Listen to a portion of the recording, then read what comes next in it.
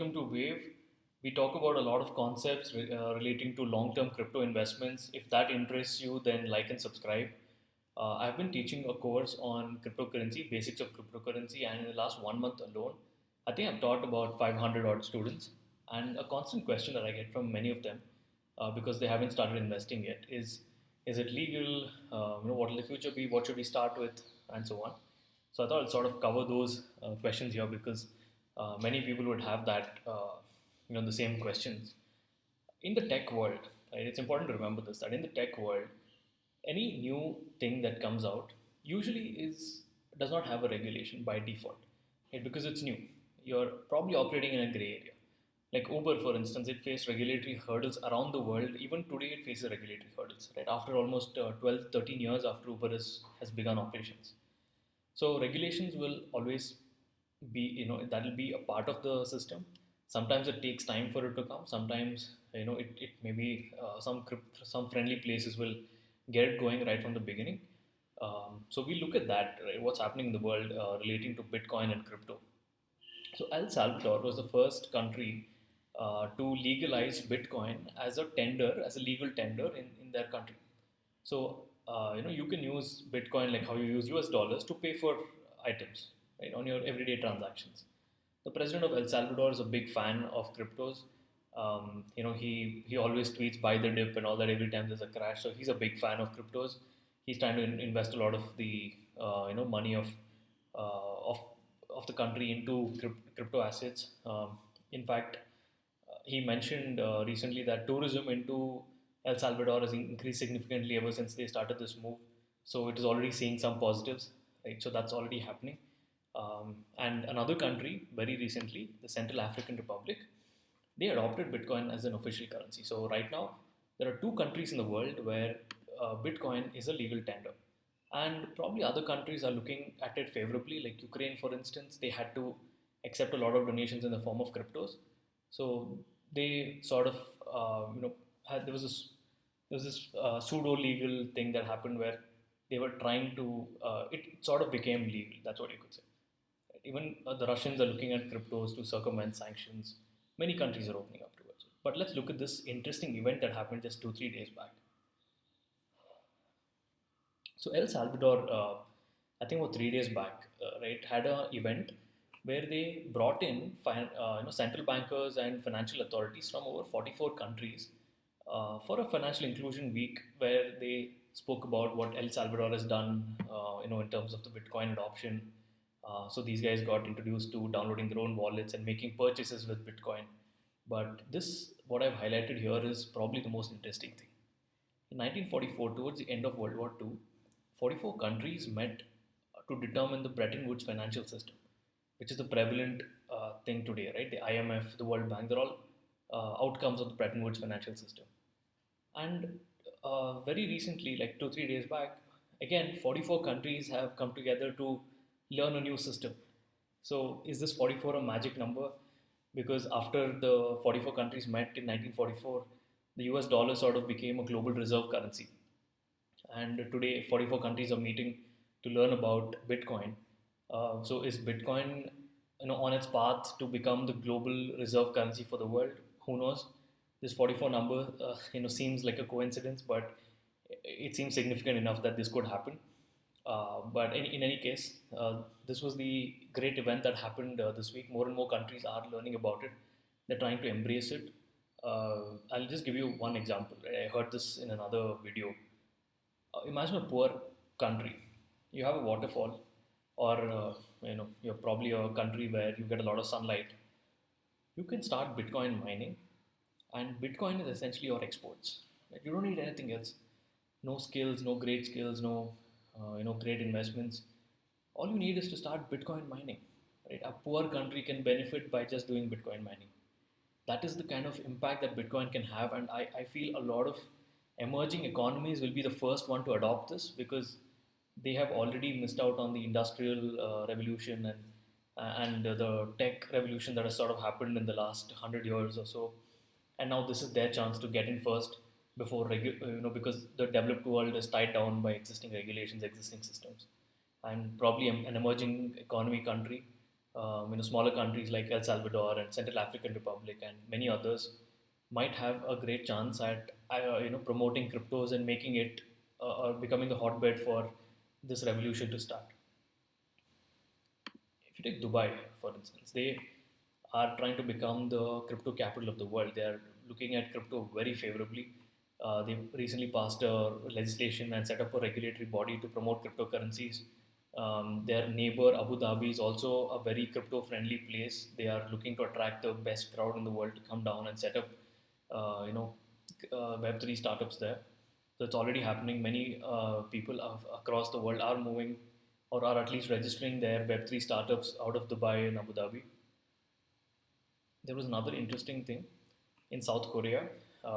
This is probably the first. The presidential election this year, earlier this year, it was fought on one of the key issues being crypto regulations, right? And young crypto savvy voters were keen to vote for those who will for a president who is pro crypto. Right? And needless to say, the president who is pro crypto did end up winning, and he is aiming to push more crypto adoption, make South Korea another hub for crypto. In fact, South Korea accounts for more than 9-10% of the global crypto trading, so it's already a big player in the crypto market. And with a pro crypto president in place, the adoption of crypto in South Korea will take off even better. So globally around the world, if you see, and there are articles from many other countries I've sort of excluded here, but there are many other countries which are trying to, get in on the crypto bandwagon because either that is their sure shot at becoming the at an economic recovery, at providing jobs and employment to their population, at attracting talent. That's already happening. So if now you feel that, yeah, it's getting regulated, or there is countries looking at it favorably, and soon others might follow, and you feel safe, and you think that this might be a bet worth taking, then as a first-time investor, you can't just go and invest in anything randomly. Sure, you might open a crypto account on one of the exchanges, from Binance to Coinbase to whatever exchanges in your country. You might open an account, but when you open an account and see, anywhere between 1500 to 5000 tokens listed there, and there are at least 15,000 tokens in total, or over 15,000 tokens. So the first question will be for you, what do I really invest in? And you would have heard of Bitcoin or Ether, but beyond that, maybe you're not aware of what else is good. And this is where usually people make mistakes. They look at media hype, they look at what's trending, they look at what is at a huge discount compared to their all-time highs, uh, and they try and invest in these. So this could be a bad move because you might be left with a bag of tokens that are worthless. There are many tokens which have absolutely no value. It's best to stay away from things that you don't understand. As a first-time investor, it's best to try and at least stick to tokens that are low risk, that have been in existence for a while, that have a legitimate use case. So a lot of users are using it, and that these tokens are safe, and it has been rated very highly in the past, and most big people end up holding some of these tokens, right? So these are some of the tokens that we have selected in as part of this basket of tokens. And these tokens, if you look at the 2 year returns, it's been about 496% uh, for the year ending 2021. So for the 2 year period before 2021, it's been about 496% returns. And we feel this is a pretty low risk basket with the kind of tokens that we have tried and selected. I'll of course make one correction in it in this video. So Bitcoin is the first one, of course, right? Then there's Ether, Binance, Engine, Luna, Chainlink, Pancake, Swap, Maker, Mirror Protocol, Chills. Right? These are the 10 tokens that we have chosen in this as part of this basket, and the breakup, is something like this. I'll start from the right and go clockwise. So Bitcoin should be the foundation of your portfolio, and we feel that 25% in Bitcoin is worthwhile. Bitcoin is the first, literally the first crypto. It started off everything. It has great use cases. It has great adoption, and Bitcoin is going to be there in the future as well, because we see a lot of adoption happening with respect to Bitcoin, and it's not a scam, definitely. So Bitcoin should definitely be the foundation of your portfolio at 25%. Ethereum uh, is another great crypto. Ethereum is the second largest. It is like the Android of the crypto world, you could say, on which all the decentralized apps are built. Majority of the decentralized apps are today on Ethereum. It commands a lot of respect in the ecosystem. Many of the general purpose blockchains that were created later on were called Ethereum killers. So Ethereum is so popular. To solve some of the problems of Ethereum, other general purpose blockchains came about, but Ethereum still has a lot of heft. And with the upgrade to proof of stake that's coming later this year, probably Ethereum is going to become even more user friendly, lower cost, and the problems that it had would get solved. So I'm still betting big on Ethereum. Binance is a great token. Binance is another, it's being used in the DeFi space. So I feel Binance at 10% would be really great. Then there's Engine. So Engine is a platform that is looking to help game developers build games on top of it. So it supports NFTs. It supports a lot of items for the game developers to already begin with, makes it easier for game developers to start off building on top of it. It's a platform, and I always like investing in platforms rather than the end products. So I feel Engine is another great token that you can invest in. Now, Luna, I had created this basket long time back, and I felt Luna was really doing really well because again, Luna was a platform for an entire suite of financial applications coming out, and it had legitimate users, right? Like Luna had in South Korea, there's this app called Chai, which more than 2 million users use, and it's like the it's a payment app basically. So they had apps like that even in Mongolia, and there were many other protocols that were working really well. It had legitimate use cases. However, Luna has crashed over 99% in the last couple of weeks. So right now it looks very risky, and if you do not want to get take a risk on Luna anymore, there is some restructuring plan coming. But I would say drop Luna if you feel that this is too risky. Instead of that, maybe you can add that 4% to Maker. So Maker is another token in the same space, which is trying to build a stable coin, which is trying, and Maker is much more secure. They've always been more cautious. We have another video where we talk about Maker in detail, uh, and I feel you can just add this 4% to Maker. 11% of your portfolio can be in Maker DAO. That would ensure you have an exposure to the stable coins, which are absolutely necessary for the whole crypto space. Then there's Chainlink. Right? So Chainlink essentially is an oracle, the most widely used one, and it has a lot of use cases. There are a number of active users, and probably the safest one among the oracles. So it's another bet that you can definitely take. It's a very safe one. Then there's Pancake Swap. So like how you have stock markets, right? There are crypto exchanges as well. But in cryptos, there are two kinds of exchanges. So you have a decentralized crypto exchange and a decentralized crypto exchange.